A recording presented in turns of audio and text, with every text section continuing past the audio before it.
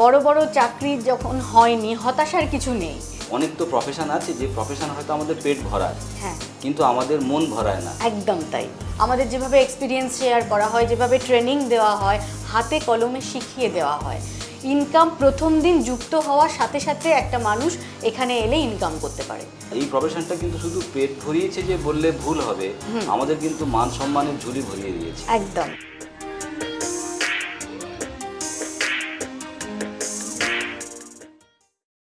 নমস্কার, আজকে আন্তর্জাতিক নারী দিবস।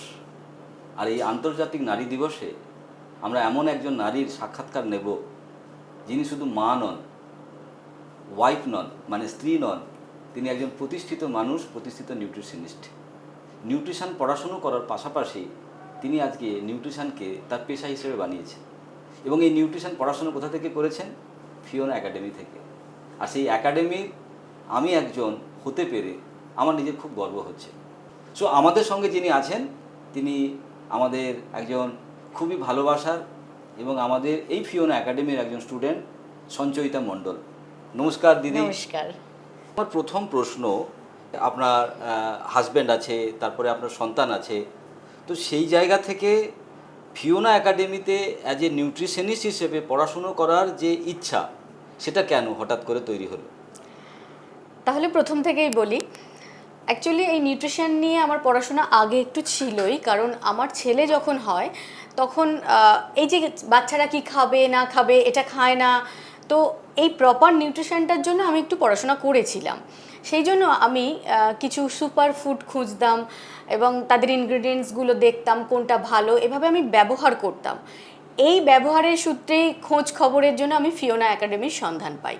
তো এখানে এসে যেটা সবচেয়ে আমার অবাক লাগলো, যেটা আপনার কাছ থেকে প্রথম শুনলাম, যে নিউট্রিশন আগে আমরা কি জানতাম না, একজন যদি নিউট্রিশনিস্টের কাছে আমরা যাই, আমাদের নানা রকম প্রবলেম আছে, শারীরিক প্রবলেম, সেগুলোকে বাদ দিয়ে কী কী খাবে কী কী খাবে না এরম বলে দেয়, সাথে কিন্তু মেডিসিন থাকে।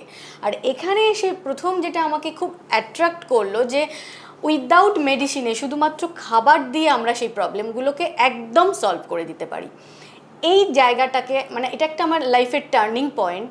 এবং যেহেতু আমার শরীরেও নানা রকম সমস্যা ছিল, সেগুলোকে ওভারকাম করবার জন্য ফার্স্ট আমি এখানে এসে পড়াশোনা, মানে স্টাডিটা আমি করবার ইচ্ছেটা আমার প্রকাশ পেল এবং আমি এখানে যুক্ত হলাম, পড়াশোনাটাও করলাম। বেশ, তো এই যে আমরা পড়াশোনাটা করলাম, তখন কি আমরা জানতাম যে আমরা এই পড়াশোনাটা করার পরে একটা কেরিয়ার বানাবো অ্যাজ এ নিউট্রিশনিস্ট হিসেবে?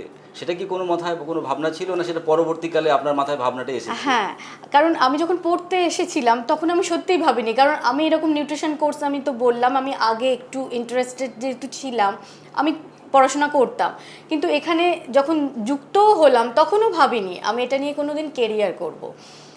যখন এলাম, পড়াশোনাটা করলাম, এখানে দেখলাম যে সত্যিই কিন্তু খাবার দিয়ে আমরা আমাদের শারীরিক প্রবলেমগুলো সলভ করতে পারি।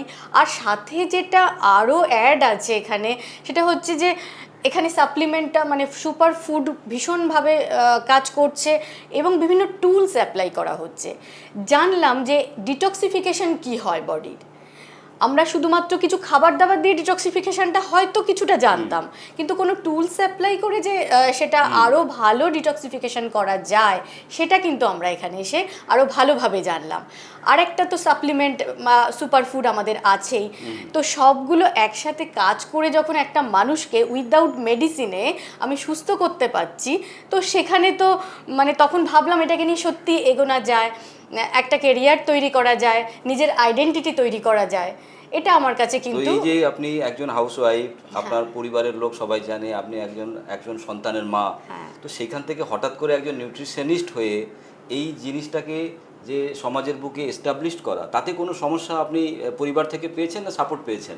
পরিবার থেকে তো সাপোর্ট পেয়েছি এই কারণে, ফার্স্ট আমি তো অ্যাপ্লাই করি নিজের ওপর, আমার পরিবারে ফ্যামিলি মেম্বার্সদের ওপর, এবং এখনকার দিনে জানেন প্রতিটা মানুষের তো নানা রকম প্রবলেম আছেই, কারণ কেউই মেনটেন করে না, সবাই অসুস্থ। সবাই অসুস্থ।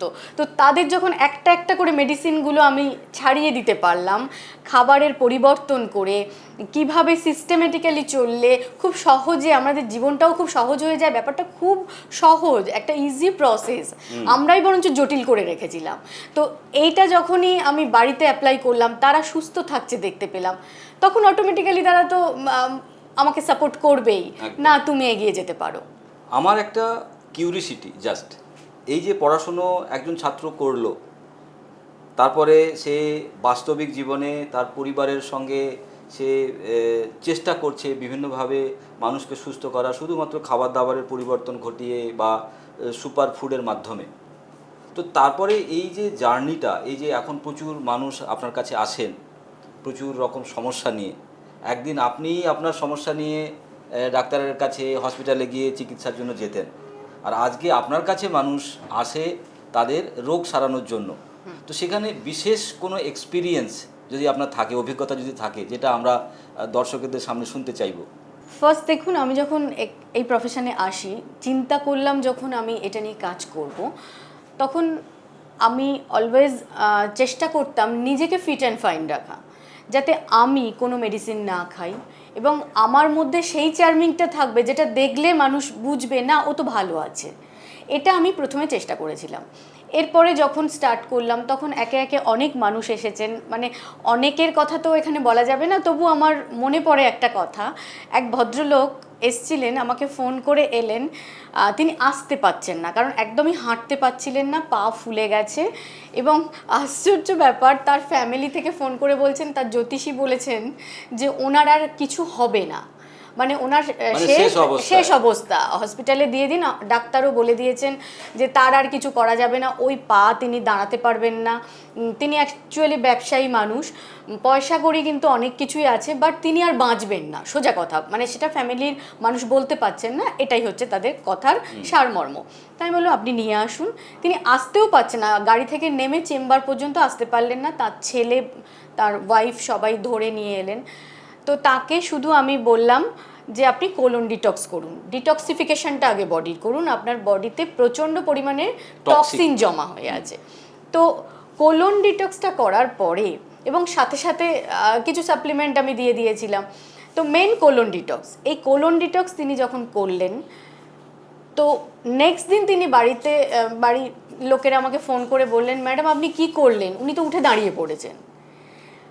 তো এটা ফার্স্ট ওনাদের মনের মধ্যে আমি আমার কনফিডেন্স লেভেলটা সেখানে আনলাম, এবং তারপরে আস্তে আস্তে তাকে সমস্ত কিছু ট্রিটমেন্ট করে আজকে তিনি ব্যবসা করতেন, দাঁড়িয়ে দাঁড়িয়ে তাকে সারাদিন ব্যবসা করতে হয়, সেই জন্যই পায়ের এরকম অবস্থা। তো সেটা কিন্তু একদম কমপ্লিট ঠিক হয়ে গেছে।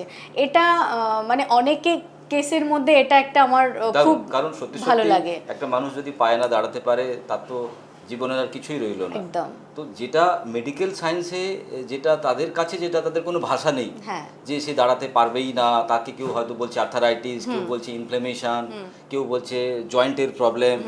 তো সেই জায়গা থেকে অনলি ডিটক্সিফিকেশন আর কিছু সুপারফুড তাকে সুস্থ করে দিয়েছে। সত্যি এটা তো দারুণ ব্যাপার। তো এই জিনিসটার পরে আপনার ভেতরে যে কনফিডেন্স, সেই কনফিডেন্সের পরে এখন মোটামুটি কিরকম, প্রতিদিন কত মানুষ আসছে আপনার কাছে? এখন দেখুন, চেম্বারে বসলে সেখানে তো আসছেই, তাছাড়া অনলাইনে, এখন যেহেতু অনলাইনের ডিজিটাল সব কিছু, তো ডিজিটালে মোটামুটি ভালোই, সকাল সন্ধে সব সময় রাস্তায় জার্নি করছি, গাড়িতে আছি, তখনও মানুষ ফোন করেন, এবং পরিষেবা চলছে। মানে এটা আমার কাছে খুব আনন্দের একটা জিনিস, যে আমি তো হাউসওয়াইফ ছিলাম, কখনো ভাবিনি এই প্রফেশনে আমি আসবো। হ্যাঁ, তো সেখান থেকে আজকের এত মানুষ শুভেচ্ছা জানায়, এবং তারা মাঝে মাঝে বলেন যে মানে আপনি না থাকলে আমরা কি করতাম। হ্যাঁ, তো এই জিনিসটা শোনার পর সত্যি আমার কাছে মনে হয় সার্থক এই কাজটা করে। তো আগে আপনার সন্তান আপনাকে মা হিসেবে দেখেছে, এখন আপনার সন্তান আপনাকে নিউট্রিশনিস্ট হিসেবে দেখছে। আগে আপনার হাজব্যান্ড আপনাকে ওয়াইফ হিসেবে দেখেছে, এখন আপনার হাজব্যান্ড আপনাকে একজন প্রতিষ্ঠিত নিউট্রিশনিস্ট হিসেবে দেখছে। এই ব্যাপারটা কেমনভাবে অনুভব করছে? এই ব্যাপারটা তো ভীষণ মানে আমার কাছে একটা গর্বের ব্যাপার। তার উদাহরণ দিই, আজকের আমি যখন এখানে আসছি, আমার ছেলে আমাকে উইশ করলো, মা ভুলে গেছি আন্তর্জাতিক নারী দিবস। এইটার উইশটা পাওয়ার পর সত্যি আমার কাছে সেই ফিলিংসটা এলো, না আমার যে এই আইডেন্টিটি সবার মনেই একটা দাগ কেটেছে। তো এটা সত্যি আমি প্রাউড ফিল করি। সো আমি যেটা আমার দর্শকদের বলতে চাইবো যে আজকে আন্তর্জাতিক নারী দিবসে আমরা এই শ্যুটটা করছি, আর আমার সঙ্গে একজন আন্তর্জাতিক মানের নারী বসে আছেন, যিনি এই ফিওনা একাডেমি থেকে, এই সমীর কুমার ধারার কাছ থেকে পড়াশুনো করে তিনি আজ প্রতিষ্ঠিত। এবং একজন ছাত্র যদি প্রতিষ্ঠা পায়, তাহলে তার যে মাস্টার মশাই, আমার কিন্তু আজকে অনেক গর্ব হচ্ছে যে একজন নারী দিবসে একজন নারী, সে একজন প্রতিষ্ঠা পেয়েছে এই সমাজে শুধুমাত্র এই এডুকেশনটাকে পাথেয় করে। কেন?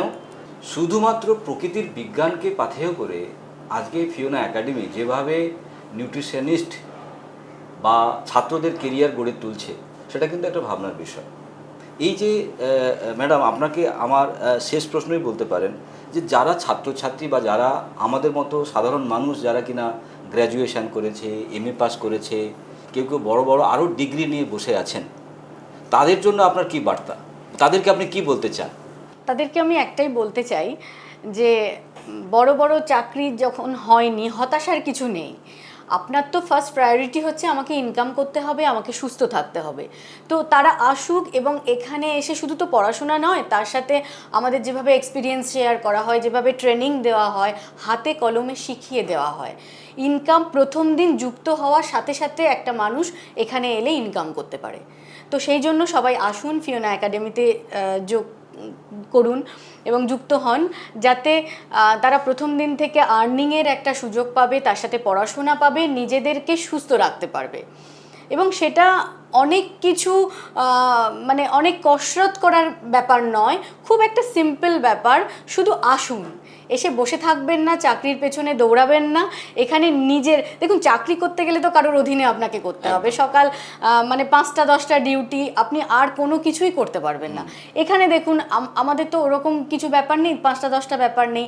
আমরা বাড়িতে বসেই কাজ করতে পারছি, ইনকাম করতে পারছি।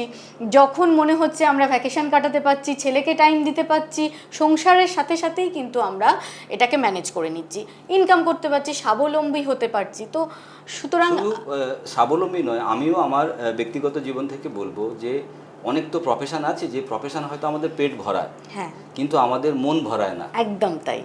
এই যে প্রফেশনটা কিন্তু শুধু পেট ভরিয়েছে যে বললে ভুল হবে, আমাদের কিন্তু মান সম্মানের ঝুলি ভরিয়ে দিয়েছে। একদম। আজকে প্রচুর প্রচুর মানুষ যারা কিনা অসুস্থ, অন্ধ হয়ে গেছে, চলতে পারছে না, কিংবা তাদের 30 বছরের প্রবলেম নিয়ে তারা বিভিন্ন মন্দির মসজিদে পৌঁছে গেছে, হসপিটাল তাদেরকে আর ভরসা করছে না, তারা ডাক্তারকে পর্যন্ত তারা বিশ্বাস করতে পারছে না।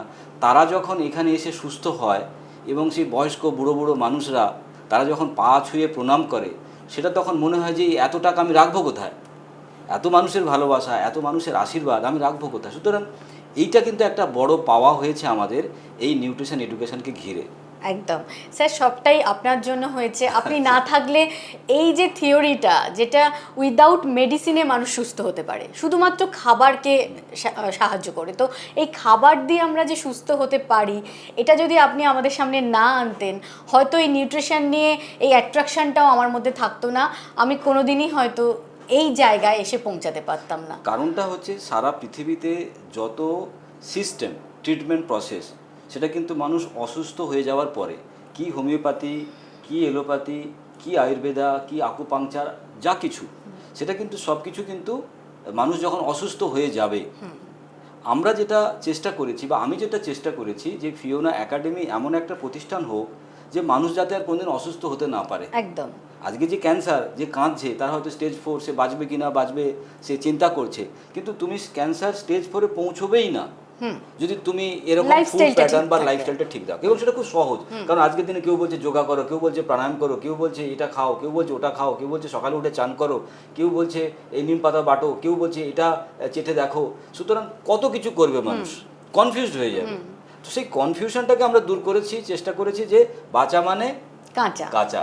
সুতরাং কাঁচা খাও, বেঁচে থাকো। বেঁচে থাকো। আর তার জন্য তো আমাদের কাজকর্মটাও অনেক কমে যাচ্ছে, তাই না? রান্নাঘরে ঝামেলা, হ্যাঁ, ঝামেলা, লোকের খরচাও তো অনেক হয়, সময় হ্যাঁ, নষ্ট করতে হয়, তারপরে একদম। এত ইউটেন্সিল লাগে সব কিছু। তো আমি সঞ্চয়িতাদির নাম্বার নিচে দিয়ে দেব, যারা দিদির সঙ্গে যোগাযোগ করতে চান তারা নিশ্চয়ই যোগাযোগ করতে পারেন। তার কারণ সঞ্চয়িতাদি এখন একজন প্রতিষ্ঠিত নিউট্রিশনিস্ট, এই ফিওনা একাডেমি থেকে পড়াশোনা করার পরে অনেক মানুষের সেবা করছেন, অনেক মানুষকে সুস্থ করে তুলছেন। আপনাদেরও যদি কোনো সমস্যা থাকে তাহলে আপনারা দিদির সঙ্গে যোগাযোগ করতে পারেন। সো আজকে আমার ভালো লাগছে, আমাদের সঙ্গে সঞ্চয়িতা মণ্ডল, আমাদের স্টুডেন্ট, প্রতিষ্ঠিত নিউট্রিশনিস্ট। সো এবং আজকে আন্তর্জাতিক নারী দিবস, তো সে কারণে আমি আজকে আমার লেখা বই বাঁচা মানে কাঁচা আমি তার হাতে তুলে দিতে চাই এবং সেখান থেকে একটা মেসেজ দিতে চাই যে শুধুমাত্র কাঁচা খাবার খেলেই কিন্তু আমরা সুস্থভাবে থাকতে পারি। দিদি, এটা আমার তরফ থেকে